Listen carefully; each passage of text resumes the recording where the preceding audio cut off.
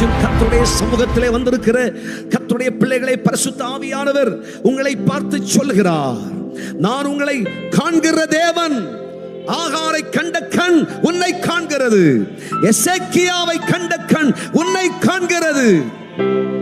கண்ணீரோடும் வேதனையோடும் கர்த்தருடைய சமூகத்திலே கதறிக்கொண்டிருக்கிற கர்த்தருடைய பிள்ளையே, நம்முடைய விண்ணப்பத்திற்கு தேவ சமூகத்திலே, ஆண்டவரே உம்முடைய பிள்ளையாய் பிறந்திருக்கிறேன், இத்தனை வருஷமாய் உம்முடைய பிள்ளையாய் ஆராதிக்கிறேன் என்றெல்லாம் தேவ சமூகத்திலே வைத்திருக்கிற படிவம் இருக்கிறது.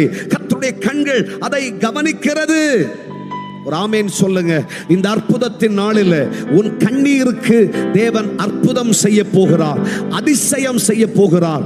கர்த்தருடைய வார்த்தை புறப்பட்டது, தீர்க்கதரிசி மீண்டும் புறப்பட்டு வந்து எந்த தீர்க்கதரிசியால முற்று பெற்றது என்று சொல்லப்பட்டதோ அதே தீர்க்கதரிசியால கர்த்தர் சொல்றார், உன் ஆயுசு நாட்களை 15 வருஷம் ஆண்டவர் கூட்டி கொடுக்கிறேன் என்று சொல்கிறார்.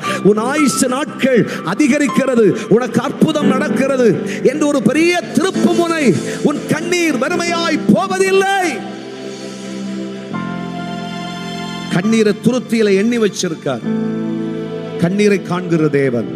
அல்லேலூயா, ஆமென். குடித்து வரித்தவளை போல தேவ சமூகத்தில் அழும் கண்ணீரை கர்த்தர் காண்கிறார். என் பிள்ளை செத்து போவதை பார்க்க முடியாது என்று தேவ சமூகத்தில் அழுவதை கர்த்தர் காண்கிறார். அல்லேலூயா. கர்த்தருடைய கண்கள் கண்ணீரை காண்கிறது. இன்றைக்கு எவ்வித நிலையிலே வேதனையோடும் கஷ்டத்தோடும் தேவ சமூகத்திற்கு வந்திருக்கிறீர்கள், மனுஷனிடத்தில் சொல்ல முடியாது, குடும்பத்தாரிட சொல்ல முடியாது, சொந்த சொக்காரிட சொல்ல முடியாது. சொன்னால் பரியாசம் செய்வார்கள், அவமானம் செய்வார்கள். யாரிடத்திலேயும் சொல்லி வேதனையை சொல்லி அழ முடியாது. குடும்பத்தில் வருமானம் இருக்கிறது, நன்மைகள் இருக்கிறது, மேன்மையெல்லாம் இருக்கத்தான் செய்கிறது.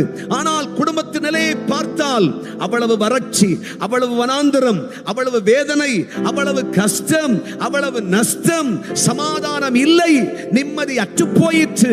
என்ன செய்வதென்று அறியாது வேதனைப்படுகிறேன். சம்பாதிக்கிறதெல்லாம் பொத்தலான பயிலிடுகிறது போல் போய்விடுகிறது. வியாதிக்கு பஞ்சம் இல்லை. வீட்டில் இருக்கிற அத்தனை பேருக்கும் வியாதி. கர்த்தராகிய தேவன் சொல்லுகிறார், நீ கண்ணீரோடு தேவனுடைய சமூகத்தில் உன் கண்ணீரை, உன் விண்ணப்பத்தை ஊற்றுவாயானால் கர்த்தராகிய தேவன் சொல்லுகிறார், உன்னை காண்கிற தேவன், நான் சர்வ வல்லமை உள்ள தேவன்.